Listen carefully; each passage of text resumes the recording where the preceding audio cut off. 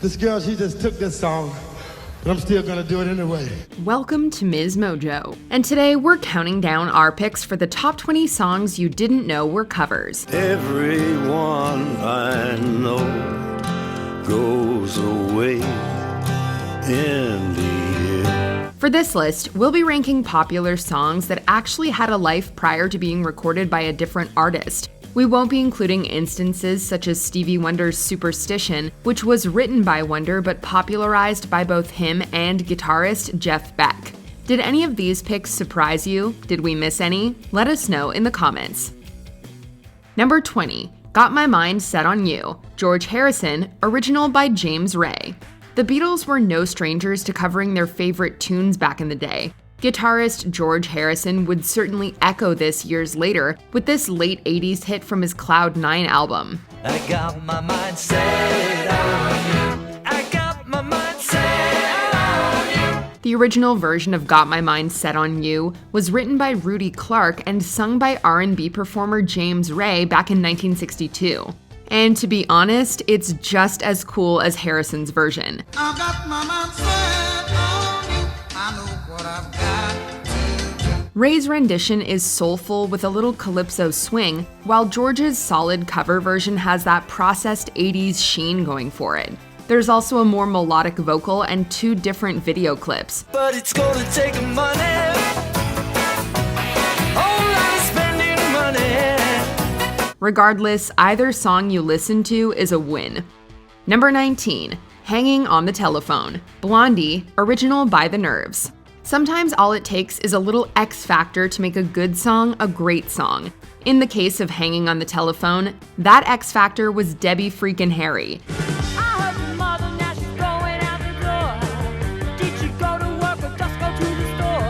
Don't get us wrong, the original version of this 1976 track by The Nerves is a fantastic slice of power pop with great garage rock guitar and an appropriately snotty vocal by songwriter Jack Lee. I heard your mother, now she's going out the door.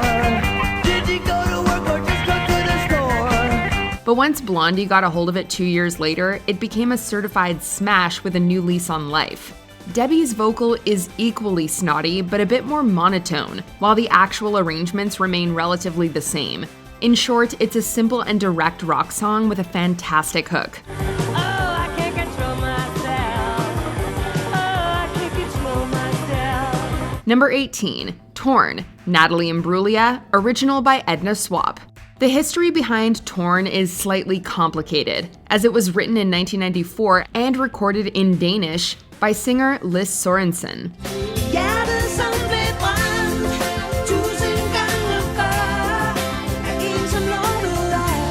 Following this, it was performed by the song's original writers in their band Edna Swap, and then again by Trine Rhine.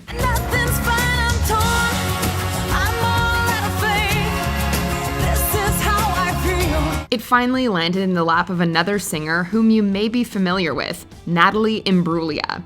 Imbruglia was attempting a singing career after carving out her name in Australian soap operas. Torn achieved its highest chart profile under her watch. I don't care, I have no luck, I don't miss it all that much. There's just so many things. The song's memorable chorus and arrangements were retained, albeit with less of an alternative rock attitude and more of Imbruglia's pop sensibility. We are not complaining. I can't touch on torn. I'm all out of faith. This is how I feel. Number 17, I Fought the Law, The Clash, original by the Bobby Fuller 4. You can draw a direct line from the rebelliousness of early rock and roll to the anti-authoritarian snarl of punk rock in the late 1970s. Case in point, I Fought the Law from the Bobby Fuller 4. I fought the law and the law won. I fought the law and the law won. The song was expertly given a new lease on life thanks to an extra helping of aggression by The Clash. While it wasn't written by Fuller or the Four, the recorded version remains a brilliant slice of proto-garage rock. I left my baby and I feel so bad. I guess my race is run. Meanwhile, The Clash's take was equally important.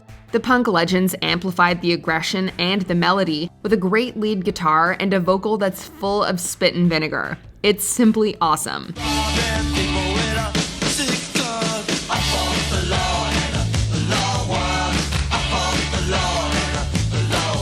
Number 16, Crazy, Patsy Cline, original by Willie Nelson. Willie Nelson is a fantastic singer-songwriter who has composed some of the finest songs of his generation. One of those tunes is the morose and rather depressing ballad Crazy. Crazy, crazy for feeling so blue. But we gotta admit that Patsy Cline has Willie beat in the vocal department with her rendition. While the Nelson original possesses all the trappings of a traditional country hit, Kline's haunting delivery is practically otherworldly in its power to bring us to tears. Every single time. I'm crazy for feeling so lonely. It's just one of those songs that had the perfect composer, but needed to find its perfect singer to unleash its true calling upon the world. And we couldn't be more grateful it found its way to Patsy. And then someday you'd leave me for somebody new. Number 15, Me and Bobby McGee, Janis Joplin, original by Roger Miller. Chris Christopherson is another country legend with an impressive arsenal of songwriting prowess. He also has the ability to compose across multiple genres like pop, blues, and rock. Christopherson wrote Me and Bobby McGee in the early 70s, and it was performed by a number of different singers over the years. Freedom's just another word for nothing left to lose. Nothing ain't worth nothing, but it's free.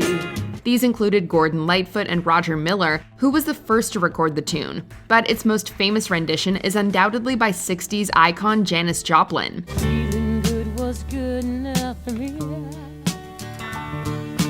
Good enough for me and my Bobby McGee. Joplin's sultry vocals brings a certain melancholy to the song, while also proving that Janis could balance the established power of her voice with a smoother dynamic. The results are classic rock gold.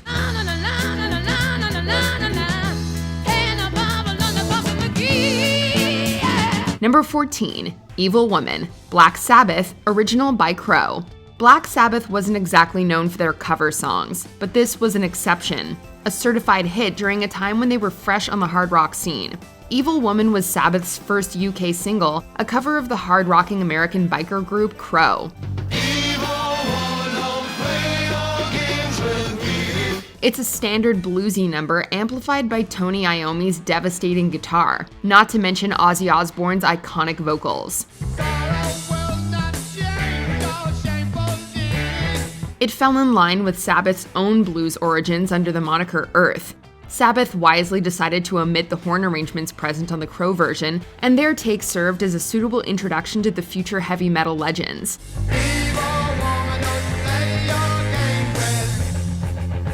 Although in the United States, Evil Woman was replaced on the debut album with the track Wicked World. Number 13, Mambo No. 5, Lou Bega, original by Perez Prado. Ladies and gentlemen, Mambo No. 5.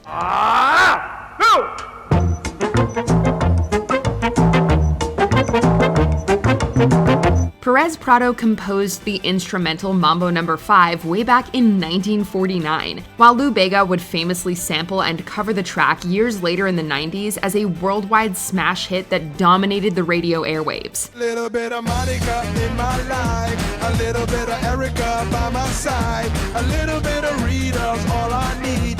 Bega's version is obviously updated with modern production, and his vocal recitation of all his many loves, Monica, Erica, and Rita to name a few. A little bit of Jessica, here I am, a little bit of you makes me your man. The end result is certainly its own thing, a nice recycling of Prado's original melodies and grooves with Bega's undeniable charisma. You know you love it, and we do too.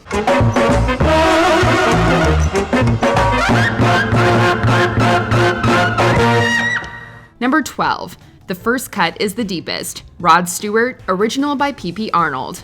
The magic of a truly great song is often buried deep within its bones and DNA. It can be tapped into by a variety of singers with their own unique perspective.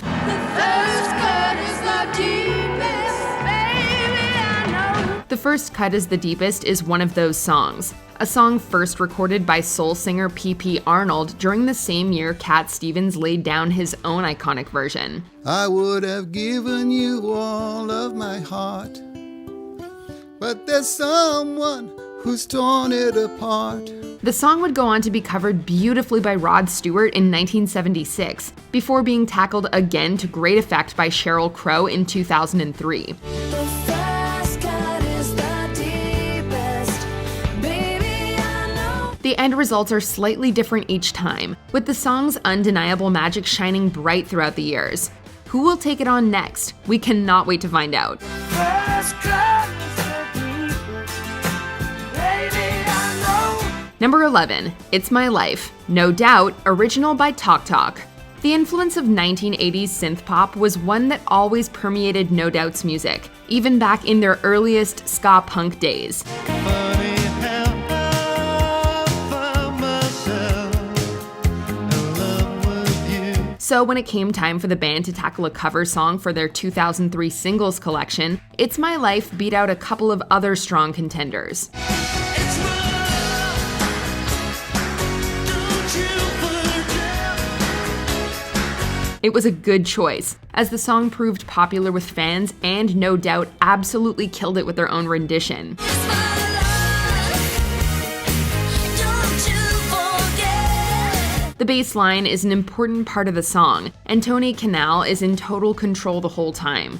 Meanwhile, the original's otherworldly synth vibe is still there. Gwen Stefani's vocal approach is less goth-influenced than Talk Talk, instead bringing power, glamour, and vibe. We love it. Who is my life?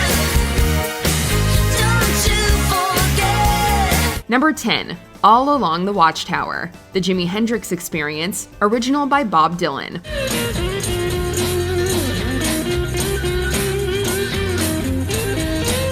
The universal appeal of Bob Dylan's music has always lent itself well to other bands who covered his material. No reason to get excited. The thief he kindly spoke. The Jimi Hendrix Experience certainly put their own creative stamp on Dylan's All Along the Watchtower, turning a relatively mellow folk song into a raging psychedelic rock anthem. In fact, Hendrix's version possesses so much unbridled power that it may just be the finest reimagining of a cover song ever. It's seriously that good. All along the Watchtower, Princess kept the view. Jimmy's otherworldly guitar soloing on the track is the stuff of legend, while the rhythm section of Mitch Mitchell and Noel Redding hold it down with an urgency that's missing from the Dylan OG. It is mesmerizing stuff.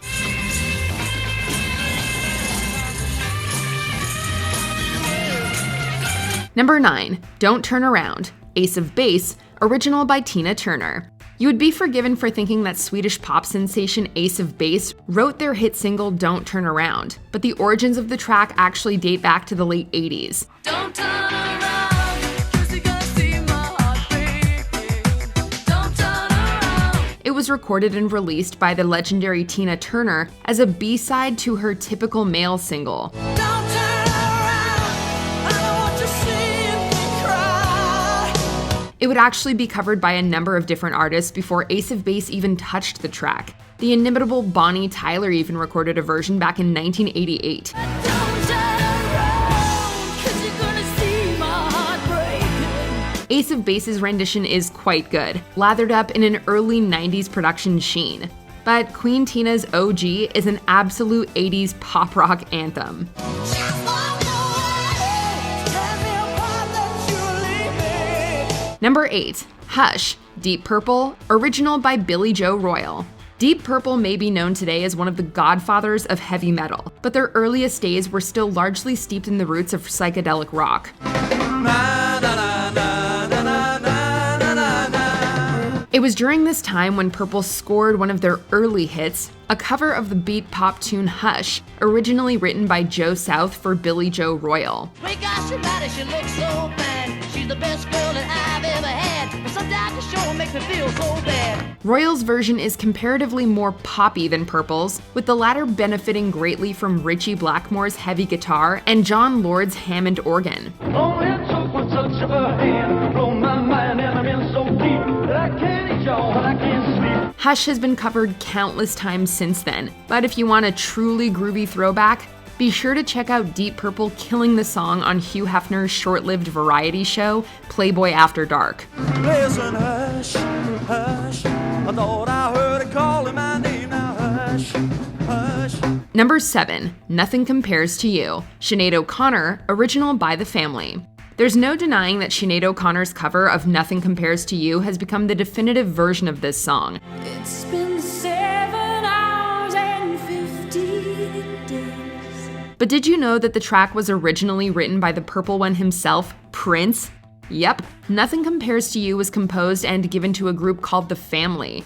The band was signed to Prince's new label at the time, Paisley Park Records. All the flowers that you planted, baby, getting back young. Their version of Nothing Compares to You is very much a ballad, and still melancholic, but more indicative of a neo-soul style. Nothing compares, no, nothing compares to you. It wasn't until Sinead lent her powerful voice to the track that it truly took on a life of its own, and boy do we love to hear it.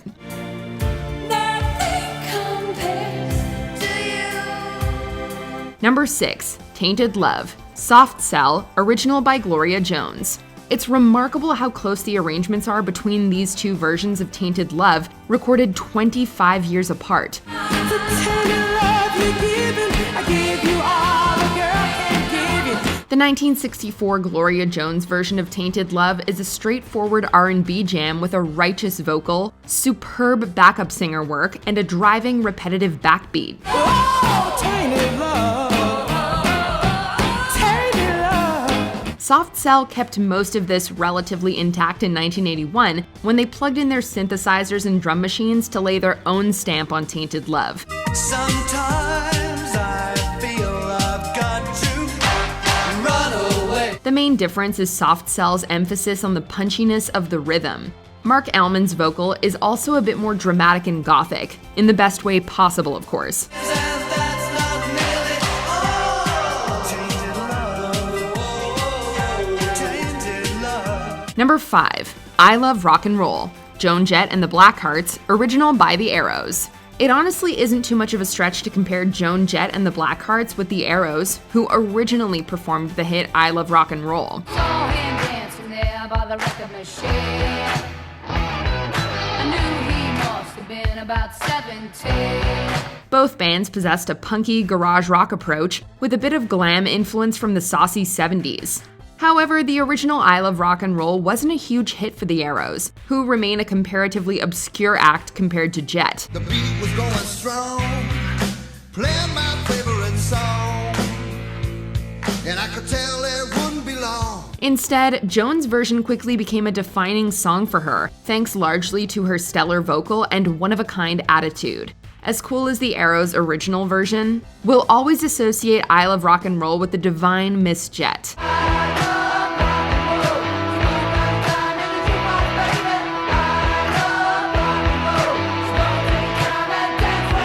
Number 4, Twist and Shout, The Beatles, original by the Top Notes. Okay, hands up. Who doesn't know Twist and Shout? Follow-up question, did you know that the Beatles' classic performance of the song was actually a cover? You know you twist so fine, so fine. Come on and twist a little closer now. Twist a little closer. Well, the OG Twist and Shout was originally performed by an obscure doo-wop R&B outfit called the Top Notes. Well, you look so good.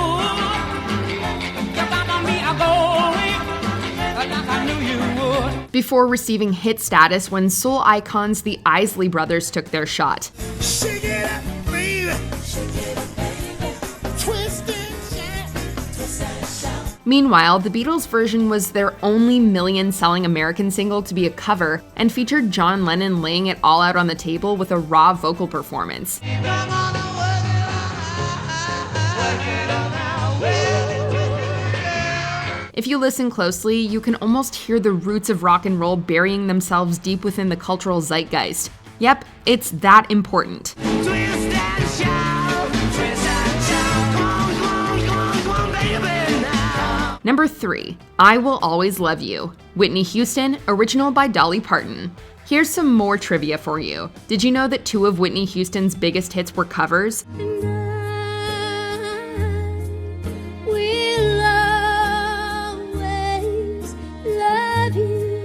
Although today the origins of the Dolly Parton original for I Will Always Love You is becoming more well known, The Greatest Love of All was actually a hit for jazz guitarist George Benson back in 1977. Everybody's searching for a hero. People need someone to come to. The fact that Houston didn't write either of these songs takes absolutely nothing away from how successful her stamp was on making both songs iconic. Bittersweet memories. I Will Always Love You in particular makes an amazing transition from heartfelt country ballad to soaring pop crossover smash, and we wouldn't want it any other way. And I will always love you. Number 2, Girls Just Wanna Have Fun, Cyndi Lauper, original by Robert Hazard. Musically speaking, both Robert Hazard's original version of Girls Just Wanna Have Fun and Cyndi Lauper's cover are fairly similar.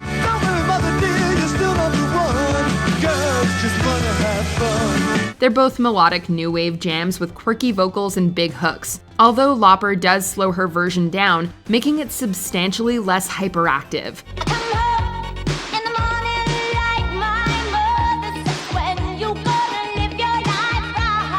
The real differences, however, come from the lyrical perspective, with Lauper changing the tone from a face value tune of sex, love, and dating to something more feminist in nature.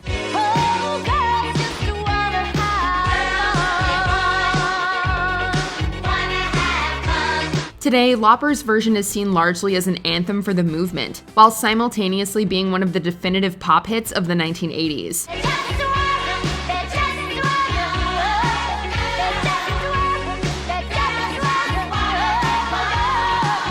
Before we continue, be sure to subscribe to our channel and ring the bell to get notified about our latest videos. You have the option to be notified for occasional videos or all of them. If you're on your phone, make sure you go into your settings and switch on notifications. Number 1, Respect, Aretha Franklin, original by Otis Redding.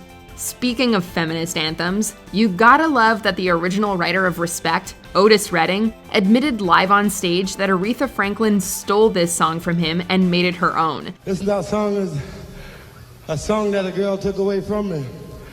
Good friend of mine.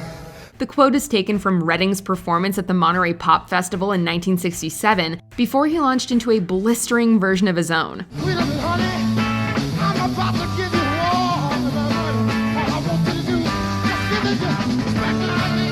The arrangements in Aretha's version are smoother and more layered than Redding's raw R&B soul.